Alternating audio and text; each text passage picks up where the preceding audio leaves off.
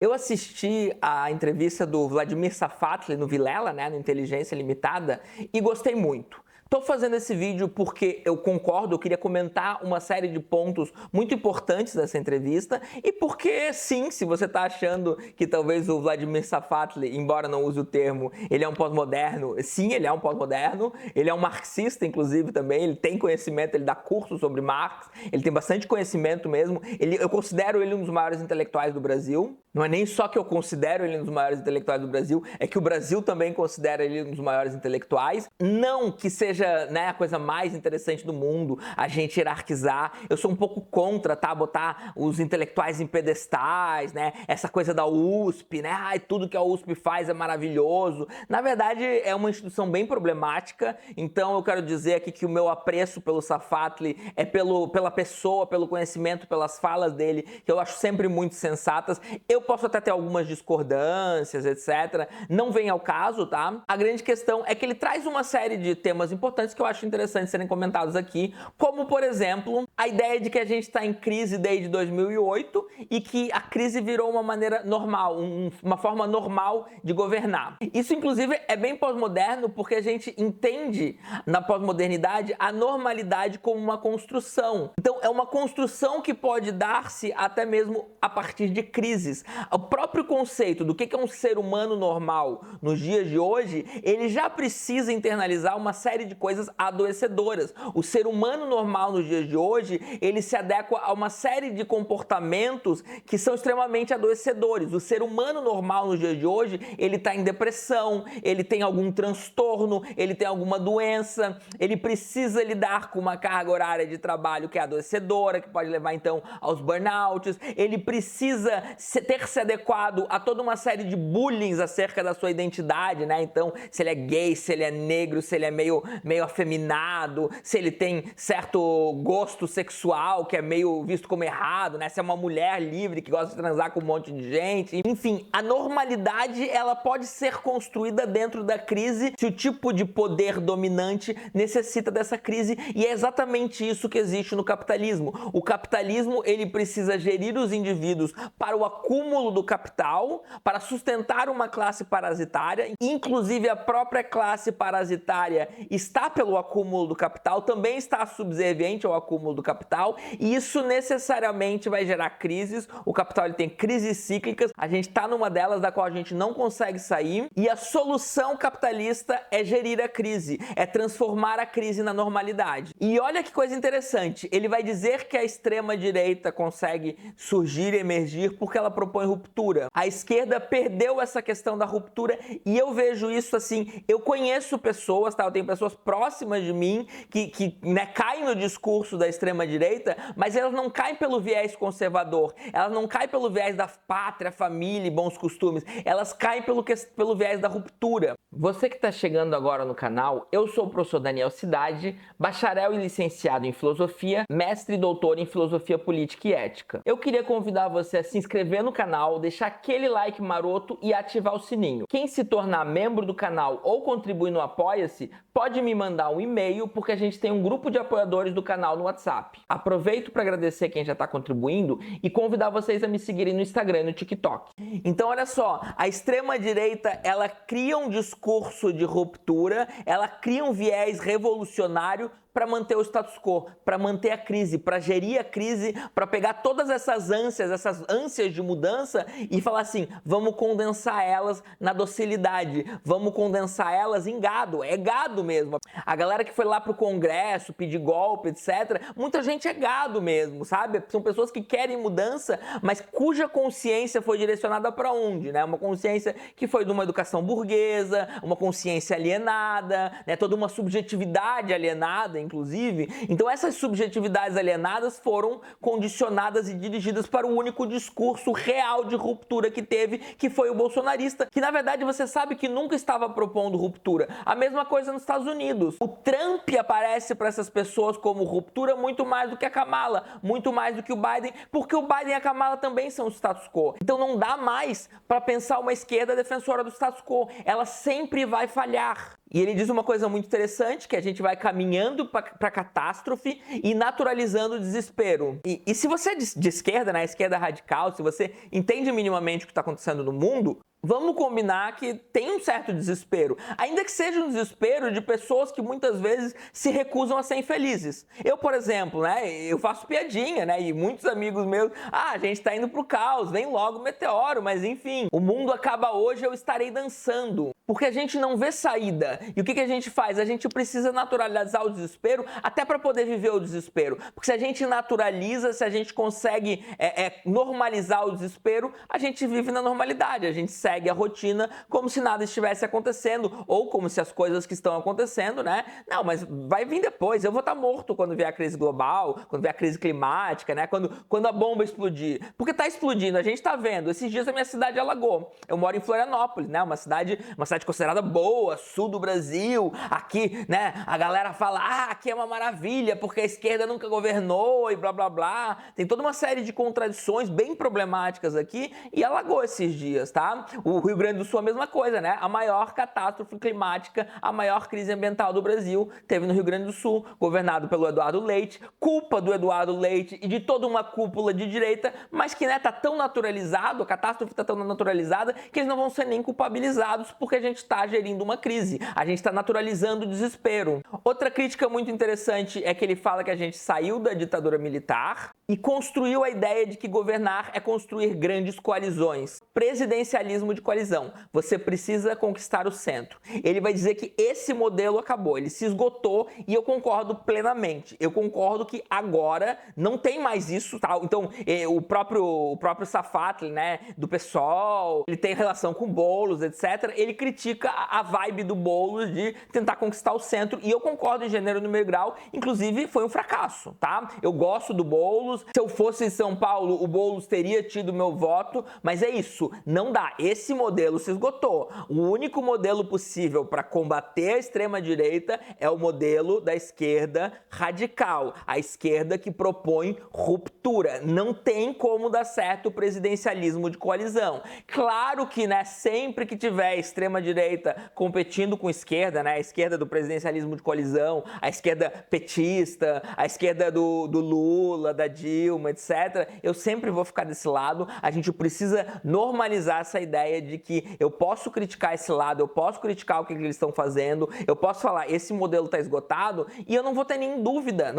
E assim, olha, gente, eu não sei ninguém da esquerda radical que teve reais dúvidas se Lula é melhor que Bolsonaro ou não. Ninguém tem dúvida, a gente sabe que Lula é melhor que Bolsonaro. Agora, isso não muda o fato de que esse discurso está esgotado. A gente queria um Lula com sangue nos olhos, e se não vem Lula com sangue nos olhos, se vem Lula mansinho, a gente não gosta e a gente tem a obrigação de criticar. Outra questão, quando ele fala que a polícia é um fator de insegurança nacional, não tem como a gente buscar por segurança pedindo mais polícia, que é exatamente o modelo que o brasileiro acha que vai conseguir segurança, né?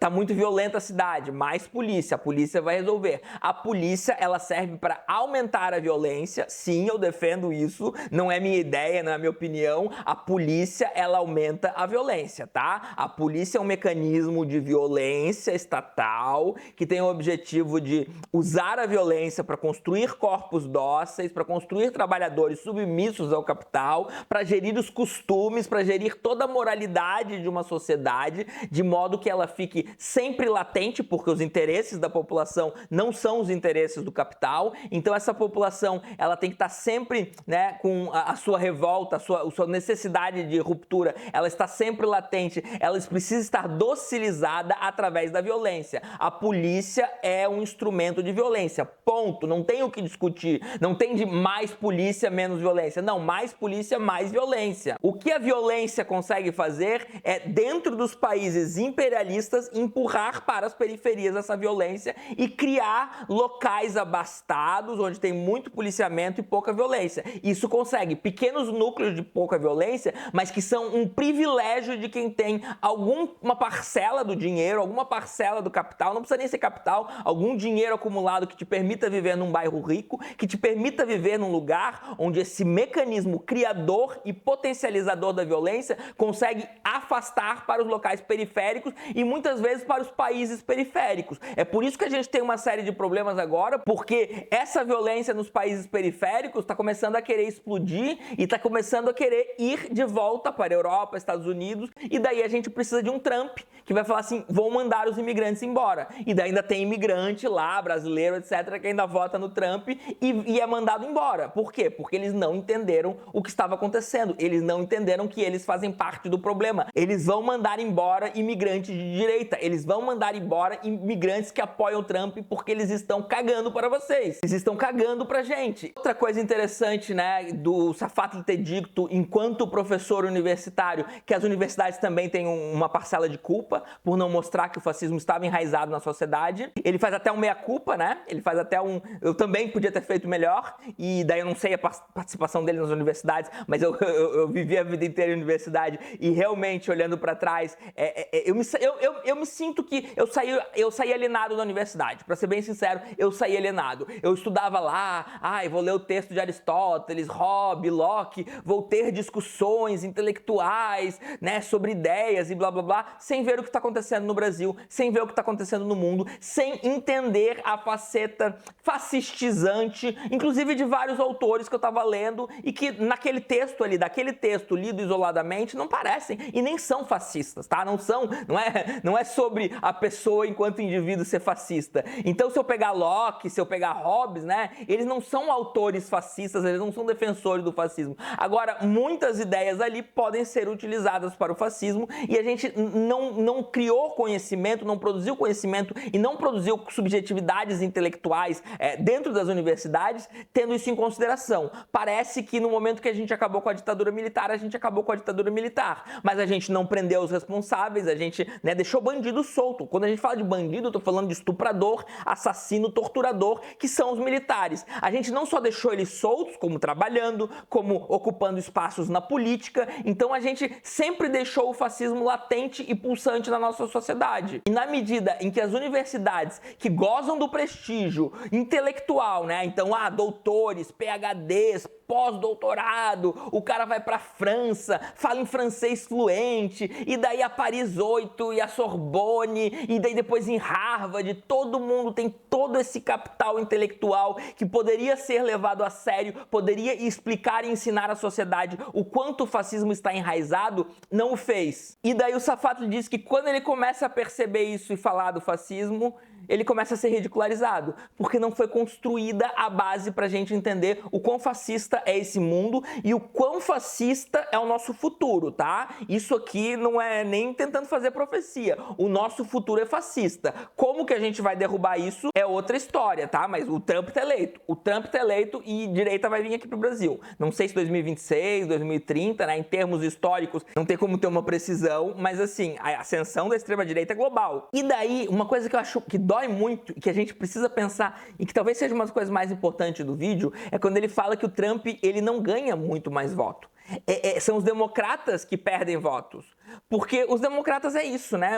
É direita também. É direita com, né, bandeirinha LGBT. É direita com, mulher negra empoderada. Você tá entendendo? Então, assim, essa centro-esquerda, ela está fadada ao fracasso. A gente precisa entender. Eu não quero demonizar a centro-esquerda, porque eu sei que tem muitas pessoas de centro-esquerda que podem ser convertidas, que podem começar a cair a ficha, tá? Eu mesmo já fui de centro-esquerda. Eu sou cria de uma universidade, eu sou cria de toda uma intelectualização de centro-esquerda. Eu precisei vir desconstruir e ainda estou desconstruindo. Então é um projeto social do qual a gente tenta se livrar e eu compartilho essa minha experiência de se livrar desse projeto enquanto alguém já intelectualizado, tá? Enquanto alguém já intelectualizado e como que a gente consegue pensar o mundo agora a partir desse viés radical que tá bem desesperado porque demorou para chegar. Claro que sempre existiu em pequenas cúpulas e ainda é um pouco pouco algo de pequenas cúpulas, as pessoas ainda estão rindo na cara do abismo, né? As pessoas estão vendo o que está acontecendo e achando que a esquerda radical ainda é uma esquerda que está falando besteira, é coisa de DCE, é coisa de adolescente, né? Tem uma frase muito famosa de que, se você não era comunista aos 18 anos, você não tinha coração. Se você ainda é comunista aos 40, você não tem cérebro. Essa frase que é muito famosa, eu preciso dizer para vocês que Einstein era comunista aos 70. Então você chega ao comunismo pelo estudo da sociedade, dos rumos do capitalismo e das coisas como elas são. E dos fatos, tá? Dos fatos. Os fatos nos levam ao comunismo porque, como o Safatli diz também, né? Quando perguntam se o comunismo é utópico, ele vai dizer que utópico é achar que dá para continuar do jeito que tá. Então você precisa entender que comunismo nos dias de hoje é a coisa menos utópica que tem. O comunismo é uma necessidade. Como que ele vai ser, né? Eu não vou construir, ninguém tem como construir, vai ser assim, assim, assado. Não. O comunismo é a superação desse estado de coisas, como tá inclusive no próprio Marx, tá? O comunismo é a superação desse estado de coisas. O comunismo vai ser o que vai acontecer quando a gente superar esse capitalismo. E olha só, não é uma opção. Tá? A gente tem duas opções, na verdade, ou destrói o mundo ou supera o capitalismo. Não tem outra opção, tá? A realidade está nos mostrando que não tem outra opção. Então, utópicos são vocês que acham que esse mundo que está sendo destruído, está se autodestruindo, bomba atômica, né? A potencialidade de uma guerra atômica, que ela existe, tá? Os fatos mostram, ela já quase aconteceu algumas vezes, aquecimento global, essa crise migratória, essa concentração de renda que não para de acontecer, tá? Empresas com o PIB maior do que países, essa possibilidade então de financiar ditaduras mundo afora, a gente chamar de democrática a maior nação terrorista do mundo, que é os Estados Unidos, tá? A nação que mais invadiu, que mais matou, que mais infringiu qualquer coisa que a gente pudesse chamar de liberdade, e uma subjetividade que ainda entende que liberdade é a liberdade do capital, é a liberdade dos fluxos de dinheiro entre contas bancárias em paraísos fiscais de grandes empresas, de grandes nomes, de pessoas que vêm acumulando isso de maneira geracional, porque o capital ele é geracional e ele vai se acumulando e passando de geração em geração. Então, utópicos são aqueles que acham que o mundo tem salvação sem a destruição do capitalismo. Por isso que eu achei tão interessante essa discussão aí, essa conversa do Safatli, que ele faz ali com o Vilela e que ele se expressa muito bem e eu recomendo que vocês assistam. Então é isso, pessoal. Espero que tenham gostado e até mais. O vídeo já acabou. Eu tô aqui só para tentar te convencer a se tornar membro do canal, ou contribuir no Apoia-se, ou fazer uma contribuição isolada por Pix. Se cada pessoa que curte os vídeos fizer um Pix de R$1 para cada vídeo que gostou, eu já vou ter como viver plenamente do canal e falar livremente sobre tudo aquilo que eu acho que precisa ser falado. Eu meio que liguei o foda-se, sabe? Eu tenho 22 anos de filosofia e eu não tô aqui pra ficar pensando, mas meu Deus, será que se eu falar isso vai ofender fulano, ciclano, beltrano e blá blá blá? Não dá, gente. Eu preciso ser radicalmente, visceralmente honesto aqui. Eu preciso de tempo para estudar, plenitude para isso e o direito, inclusive, de errar. O direito, inclusive, da gente discordar e não se odiar, porque eu acredito nisso, né? A menos que você seja fascista ou alguma coisa, eu acredito nisso e eu acredito que existe um teto para isso. Se você contribuir no Apoia-se ou se tornar membro do canal, você também vai poder participar do grupo do canal que já tem pouca gente ainda, tá meio parado, mas é um grupo onde a gente vai poder trocar uma ideia, onde você pode fazer sugestão, onde eu aviso as coisas, né? Se eu for fazer uma live, mas bem em cima da hora ou alguma coisa, se eu for lançar um curso, enfim, vários projetos que eu pretendo tocar daqui pra frente, inclusive, o primeiro lugar onde eu vou avisar vai ser no grupo do canal. Então seria muito legal ter você contribuindo e participando do grupo, já tem uma galera bem legal lá e dá inclusive pra conhecer pessoas legais, tá? Porque são pessoas que também gostam do canal e quem gosta do canal é um pós-moderno muito massa, né? Vamos ser sinceros.